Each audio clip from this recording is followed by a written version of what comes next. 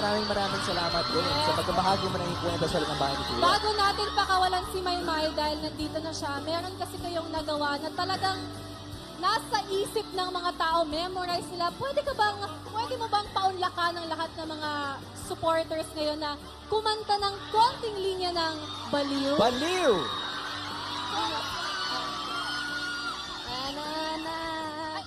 Pati sound sa'yo? Pati Ano pa? na. Timing. Timing. Okay, 3, 2, 1. Baliw na baliw ako sa'yo, aking sinta, Robbie, aking... Hindi kasi nandyan man siya. Ano dito ngayon? Alam mo, tawagin na natin yung tamang pangalan. Halika na nga! Dito sa entablado. Tawagin Halika na natin. nga, Edward! Young and Kisser! Woo! Yan na! Ay, moment! Congratulations, Edward, ating fourth big placer. Kisses! Our big placer! At syempre yung third big placer. Darla! Yes. Anong gusto mong itanong kay Edward, Darla? Edward! Kasi paglabas kanina ni Edward ng confession room, tumatalon-talon siya, ang saya-saya niya. Anong feeling ba? Ano bang naramdaman mo? Ba't ganun ka-happy? Kahit ikaw yung tinawag na fourth big placer. Okay lang. I already won as soon as I came into the house for the first time. Look, everything from there was a bonus. There, especially with these these three others. Best thing that ever happened. So, sobrang saya. Ano gusto mong sabihin sa kanila? Yeah. Kasi nandito sila kanina pa. Kahit nasa loob nangyayari ang mga... What do you want to tell your fans here? I love you guys. Mahal ko kayo. I'm happy to be outside so I can see all of you now. We'll hang out soon. Oy, we'll hang out soon daw. Oh, yes, mine. Ha? May sasabihin ka? Ang up, everyone! Ay, Wait lang. Kasi kanina naudlot eh. Parang kulang ng pangalan. Pwede mo bang ulitin ngayon ng Baliw?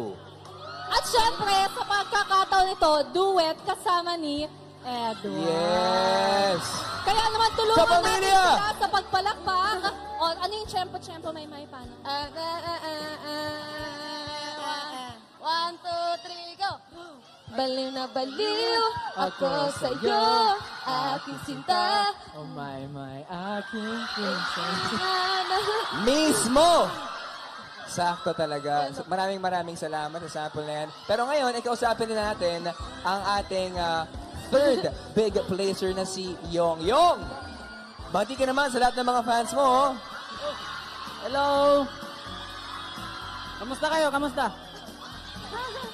Thank you sa lahat ng pumunta po dito. Thank you. Sa lahat. At sa lahat ng bumoto po sa amin, thank you po. Mahal na mahal ko po kayong lahat. Yung sobrang nakaka-proud yung ginawa mo sa loob ng bahay ni Kuya. At grabe rin yung mga napanalunan mo. Ngayon, ano ba ang balak mong gawin sa mga ito? Siguro, tutulong ko po sa lahat ng pamilya ko po. Pagpaparal ko po yung mga kapatid ko. Mabuti ang hangarin niyo. Mabuting anak, mabuting kapatid Pag-asan talaga ng angkan nila. At syempre, dahil kumanta si Maymay at si Edward, gusto niyo bang sumayaw si Yong? Yun! Yong! Pa-hashtag ka naman dyan. May hashtag ba tayo dyan? Ready, and go! Hindi yun ang Ay, di ba music. yun? Grabe naman. Show me how to hashtag. Ah, Gusto mo nasa ng pusa? Okay. Nasaan ang pusa? Sabay-sabay tayong kumanta ng Boom ang Pusa para kay Memorize yan ni Ate B. Yong. Sa 5, pangunguna, 6, 7, 8. Boom! Ang pusa!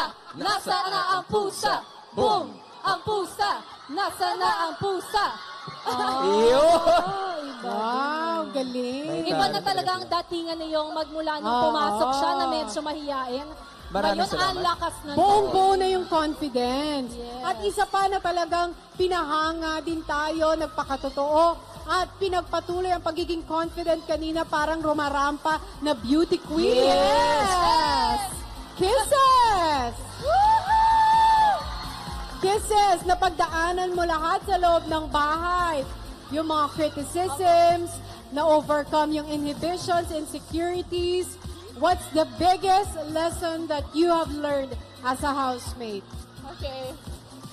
mas may natutunan ako nung bumalik ako sa Dream Team. And yung pinaka-best na natutunan ko is na never stop na baguhin yung sarili mo, mas i-improve yung sarili mo. Kung sa tingin mo, naging mabuti ka ng tao, may mas ikakabuti ka pa, may mas ikaka-improve ka pa sa sarili mo. So never stop, i-welcome mo yung criticisms mo, yung mga sinasabi sa'yo na kailangan mo i-improve so that you can be the best version of yourself. Thank you. Eto, curious lang ako, Kisses, kasi nung pumasok kayo sa loob ng bahay, nahanap mo yung sister mo sa katauhan ni Maymay. Hanggang sa dulo, kayong dalawa yung natira. Anong pakiramdam nun? Oh, okay.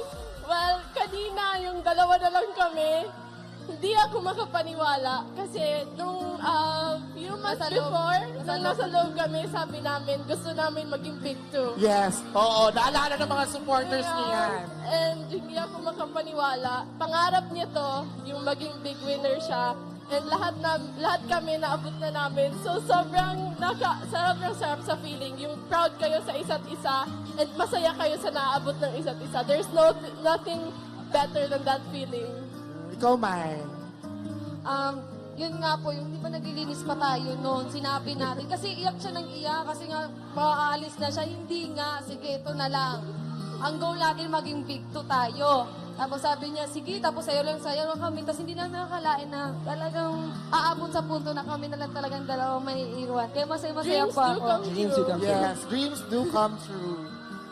Eto na, isisingit lang natin, syempre sa online world, Robbie, tayo ay nagre-real talk. Yes. At lagi tayong medyo nalulungkot kasi may kisses. Sobra para talaga kayong sisters, para kayong magkapatid. Pero dito sa outside world, grabe ang pagmamahal ng mga tao sa inyo. At minsan, yung pagmamahal na yun, alam nyo ba yung iba nag-aaway-away?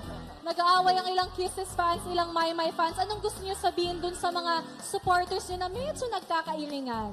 Okay po. Alam, huwag na kayo mag-away. Bye! Uy, nabuang. Sinasayang nyo lang yung oras nyo kasi wala talaga. Walang mangyayari dyan. Walang patutunguhan yung away nyo dahil masaya kaming dalawa. Oh, Kisses.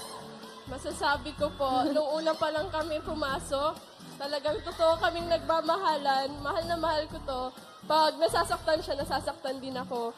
Kaya wag na tayong mag-away-away. Let's just love who we love and support who we love.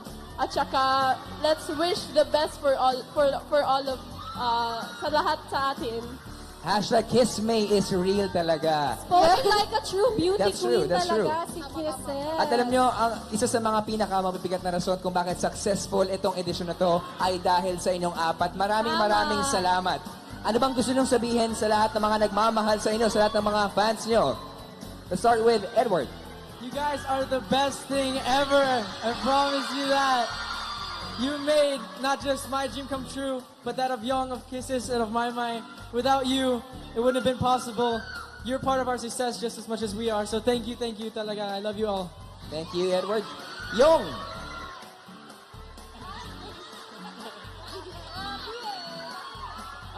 Thank you sa lahat ng sumusuporta po sa amin. Kung hindi po sa inyong lahat, wala po kami nandito.